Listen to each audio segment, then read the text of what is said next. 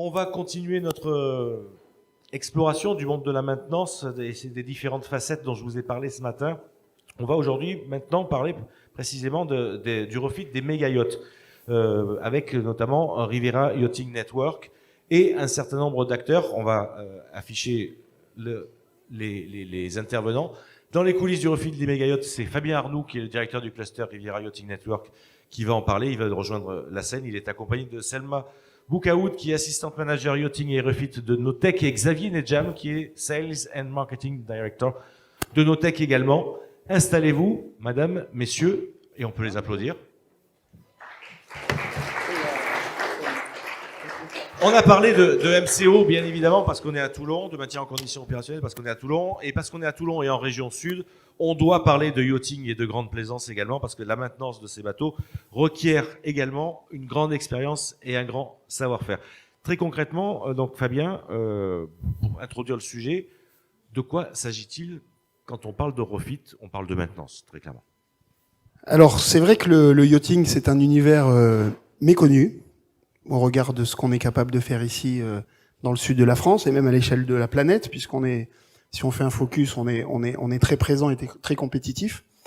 Et ce qu'on vous propose là en 20 minutes, c'est d'avoir une logique en cascade qui permette de cerner ce qu'est le marché au niveau mondial et par répercussion comment est-ce que les choses se ventilent ici au niveau régional. Alors, je suis accompagné de Notec, qui est un chantier, ils se présenteront eux-mêmes, qui a une parfaite connaissance du marché, qui est très présent sur le marché, ils sont un peu dans le modèle start-up, puisqu'ils se sont développés très très vite ces dernières années, et c'est intéressant que ensuite on rentre à proprement parler, notamment pour les jeunes qui souhaitent faire leur choix d'orientation ou pénétrer ce marché-là. Qu'on puisse avoir un état des lieux plus exact.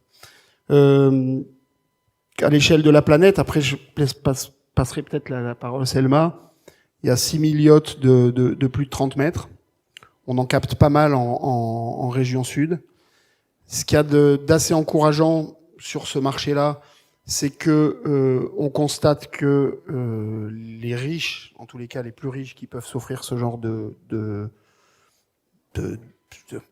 de plaisir, on va dire, en tous les cas de ce petit plaisir supplémentaire, qui est aussi le bien ultime qu'on puisse acheter.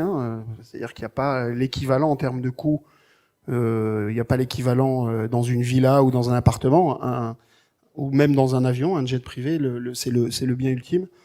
On a 320 000 personnes qui peuvent s'acheter ce genre de biens.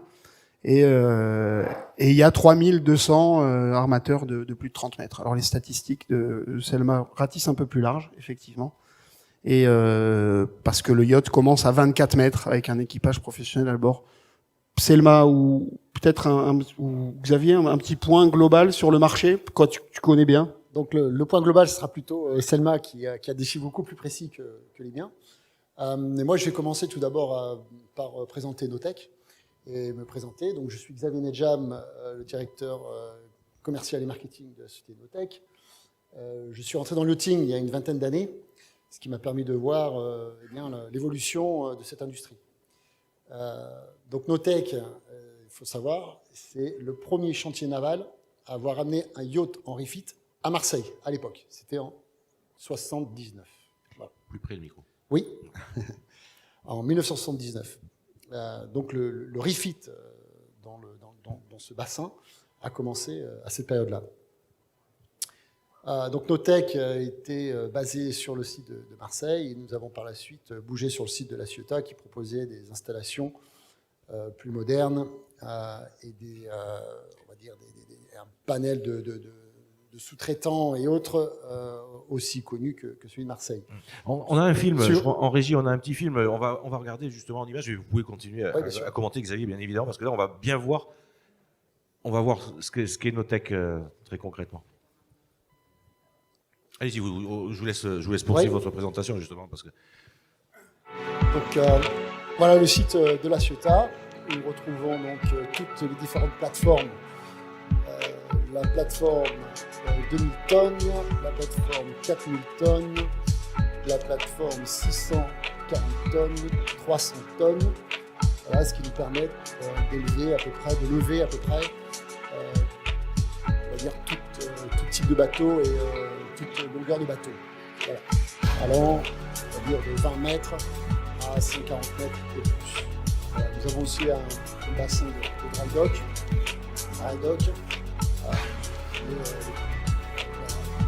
qui est opérationnel pour ces chantiers-là. Voilà. Donc, Notec est spécialisé donc, voilà, tous les bateaux sont levés par le site de la Ceuta Shipyard. Voilà. Et nous avons tout ce qui est project management, c'est-à-dire tout le suivi de projet, la sélection de tous les corps de métier pour performer en arrêt technique.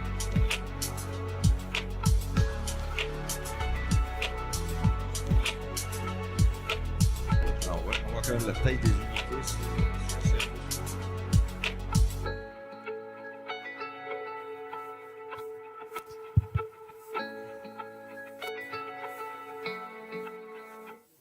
Alors, Selma, on va revenir sur la présentation. Donc, effectivement, redonnez-nous un petit peu le cadre général. Alors, on va peut-être pas lire tout ça parce que voilà, si on vient vous voir, vous êtes présent.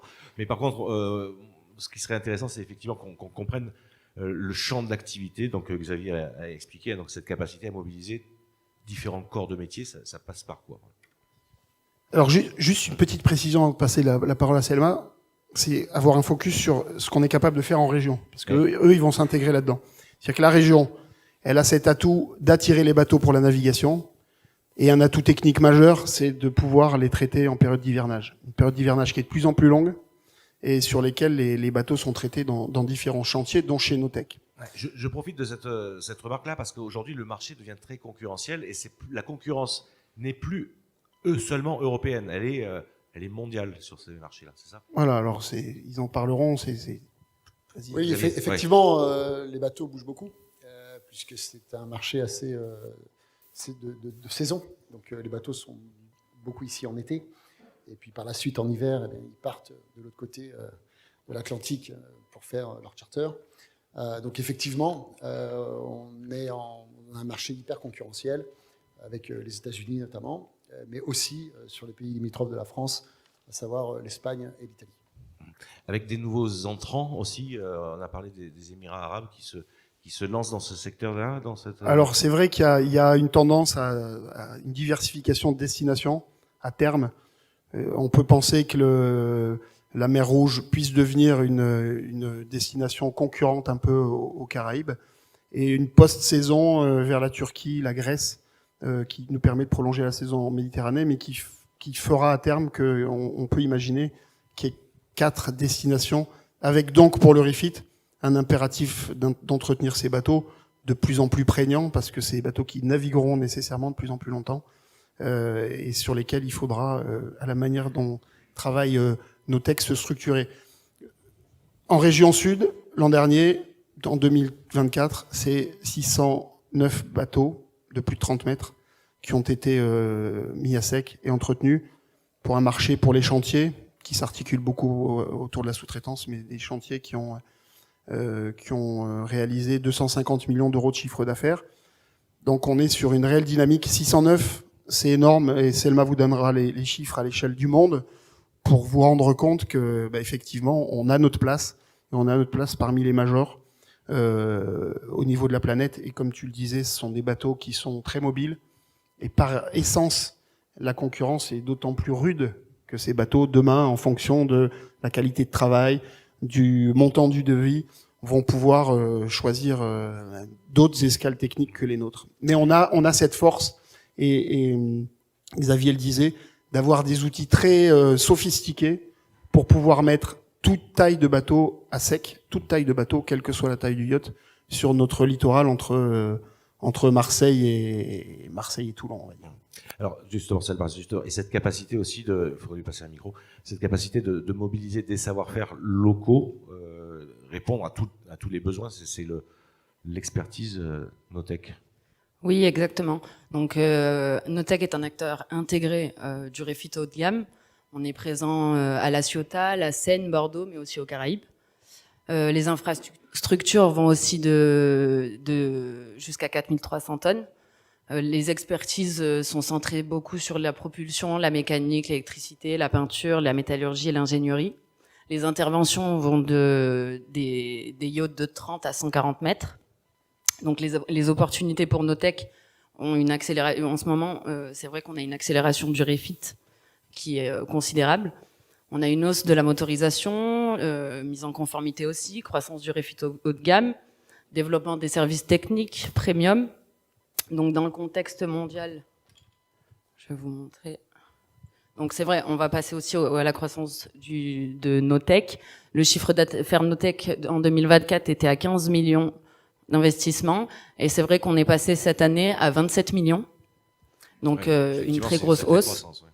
Exactement. Donc autofinancé l'année dernière à 1,6 milliard. En France, le marché du yachting est à 1,5 milliard d'euros par an. Donc c'est vrai qu'il est assez conséquent. Là, c'est ce qu'on a vu tout à l'heure, la Ciota Shipyard, c'est là où nous sommes implantés principalement. Donc on a tous les outils de levage. Xavier vous en a parlé tout à l'heure avec les différentes zones. Alors, au niveau du contexte mondial, donc le marché solide, on est à 1138 super yachts en construction aujourd'hui. On a un tonnage en hausse de 5%. Donc, on n'a pas forcément beaucoup plus de yachts, mais on a beaucoup de grands méga yachts, donc qui demandent beaucoup plus de technique. On a un vieillissement de la flotte aussi, donc c'est un refit majeur. On a aussi beaucoup de... je vais passer en Europe, pardon. Donc le vieillissement de la flotte entraîne une accélération des refits majeurs, une montée du refit technique qui va avec aussi. Le marché européen et français. Donc en Europe, on a 80% de la production mondiale de yachts. En Méditerranée, la zone dominante, la Méditerranée est la zone dominante du refit. On a une baisse du neuf, donc qui demande énormément de sollicitations du refit aussi. Les hubs principales sont La Ciotat, Toulon, Marseille et Antibes. Le refit moteur de croissance, on a l'hybridation, modernisation intérieure et domotique, les structures, les peintures, les systèmes et les tendances. On va passer aux tendances 2025.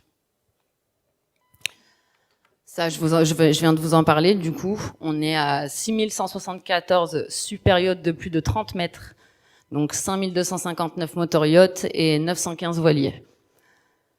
Les 63% de flotte vont de 3 à 40 mètres, 21%, vous voyez les chiffres, hein, 21%, 40 à 50 mètres et 3% plus de 80 mètres.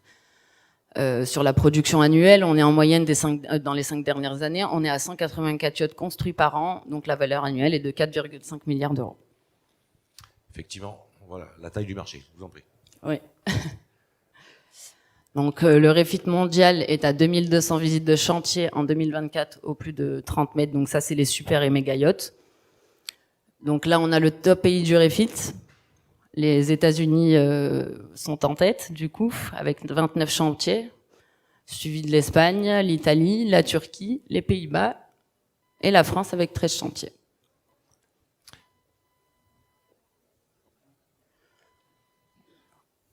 Donc, on a un petit croquis avec tous les super yachts répartis par région. C'est les propriétaires des yachts.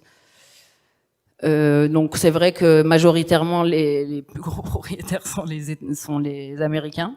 Donc, en 7e, nous, on se retrouve en 5e position avec 3,1%. Je regarde si j'ai pas quelque chose d'autre. On est à 588 de super yachts en construction cette année aussi. Le marché du neuf, il diminue de 10% quand même. Donc c'est assez conséquent et bien pour nous au niveau du refit et des maintenances des yachts. Donc la répartition des super yachts dans le monde, vous voyez un peu le petit schéma. On est à plus de 14 000 super yachts et c'est vrai que majoritairement les hubs sont un leader mondial de la maintenance et du refit au niveau des méga et super yachts.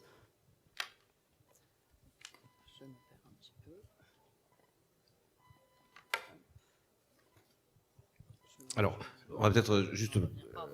Ouais, alors ce qu'il y a de, si on doit refaire un focus, ce que les capitaines de yacht apprécient chez nous, vous l'avez compris, c'est la complétude d'une offre de navigation et une offre technique qui permet de faire réparer ces yachts ou entretenir. Et ça participe d'une attractivité forte de notre zone d'activité. À l'échelle de Westmed, et c'est pour ça qu'on est en train de se rapprocher de nos partenaires italiens et espagnols, il faut savoir qu'à l'échelle de cette Méditerranée de l'Ouest, plus de 50% des yachts sont construits ici par l'Italie. On accueille plus de 50% de la flotte mondiale chaque année sur cette zone-là. Et entre l'Italie, l'Espagne et la France, on fait à nous trois 75% du refit mondial de yachts. Donc il y a un réel dynamisme qui consiste pour nous à se poser la question de travailler sur un certain nombre d'axes ensemble, de développement, d'attractivité, parce que c'est un marché très dynamique, on le voyait. Alors les chiffres que donnait Selma, c'était le nombre de chantiers par pays, et on se débrouille pas mal, parce qu'on a un panier moyen par réparation de yacht qui est de 410 000 euros en 2024. Alors, quand je vais dire que panier moyen de chez Notech est à 1 million d'euros, je pense que chez leurs partenaires ou concurrents ou autres membres de Riviera Yachting Network, ils vont faire des envies. Mais c'est un positionnement et un choix stratégique fort chez eux que de travailler sur peu d'unités, mais sur un volant d'affaires élevé. Hein, tu me démentiras pas, le directeur commercial. C'est exactement ça. Voilà. Voilà, et je pense que Selma, il faut qu'elle revienne sur les métiers et sur ce que cherche la filière. Minutes, justement. Moi, c'est ça qui on va le faire en 3 minutes. Effectivement, ouais, on va finir avec ça. Il nous reste 2 minutes. On va parler des métiers aujourd'hui. Il faut recruter. Hein. Là, vous êtes là, présent sur le Exactement. pour recruter. Mais recruter sur tous les champs d'intervention. C'est énorme, en fait. Oui, c'est vrai que c'est assez large. Les opérations du refit mobilisent une grande diversité de métiers spécialisés aussi. Donc, on a des mécaniciens navals, on a l'électricien, hydraulicien, chaudronnier, métallier, soudeur, charpentier, menuisier haut de gamme, peintre spécialisé dans les yachts, technicien propulsion, moteur et stabilisateur, technicien AV, IT et réseau cybersécurité. On a des chefs de projet et coordinateurs techniques. On a des seniors chefs de projet, des chefs de bord et des architectes navals. Ça, c'est vraiment le côté technique. Ensuite, dans les métiers administratifs et support, on a la logistique et approvisionnement, on a les achats techniques, on a la planification, coordination de planning, QHSE, tout ce qui est sécurité. On a le côté ressources humaines, finance, contrôle, gestion, administration bien sûr, et marketing et communication. Donc au niveau des compétences recherchées, on a une exigence technique assez élevée. La connaissance des normes maritimes est indispensable. L'anglais technique aussi. C'est vrai qu'on on travaille majoritairement avec des clients anglais, donc. On a vu effectivement les propriétaires sont. C'est ça, ils essentiellement sont aux États-Unis. essentiellement anglophones. On a aussi du coup évidemment une rigueur, sens du détail, parce que c'est vrai que nos clients sont assez exigeants. Exactement, l'exigence dans le yachting est assez importante aussi, et des connaissances dans la gestion de projet, donc management de projet et coordination multimétier. Donc si vous avez besoin de connaître les formations et parcours, on est vous pourrez venir nous voir, voilà, et je vous expliquerai tout ça. Oui, le détail, on n'aura pas le temps. Exactement. Dans le détail, mais on voit le champ est énorme. Xavier, est-ce qu'il y a des liens, parce qu'ici effectivement on a mélangé sur le 2MF et c'est notre volonté, des acteurs civils et des acteurs militaires. Est-ce qu'il y a des liens finalement dans les métiers sont les mêmes sur les bateaux de la Marine nationale que dans les yachts? Oui, tout à fait. On arrive à retrouver les mêmes corps de métier, que ce soit sur le militaire ou sur le yachting ou la grande plaisance. Donc effectivement, il y a un lien. Il nous arrive très souvent de faire appel à des corps de métier et des entreprises qui interviennent dans le militaire pour venir intervenir sur nos yachts. Voilà. Donc effectivement, n'hésitez pas, n'ayez pas peur de demander, de venir nous voir, parce qu'on est toujours aussi à la recherche de nouveaux partenaires. Et nous aussi, on privilégie la formation interne, c'est-à-dire que si il vous manque quelques connaissances ou peu importe, on privilégie les formations. Donc on est ouvert à tout. Tout le monde est le bienvenu. Exactement. Je pense qu'il y a un tel lien qu'ils ont travaillé sur un bateau qui s'appelle le Yas, ici à la Seine, qui est une frégate de la marine nationale étrangère, en tous les cas une marine nationale étrangère, qui a été transformée en yacht et qui fait partie des plus grands yachts du monde à l'heure actuelle. Donc il y a des liens qui sont assez évidents parfois et qu'on soupçonne pas. Eh ben voilà. En tout cas, merci pour ce voyage dans les coulisses du refit des méga yachts, parce que je pense que vous êtes un certain nombre à avoir découvert ce secteur d'activité. N'hésitez pas à venir les rencontrer. Merci beaucoup. On peut vous applaudir. Merci à vous.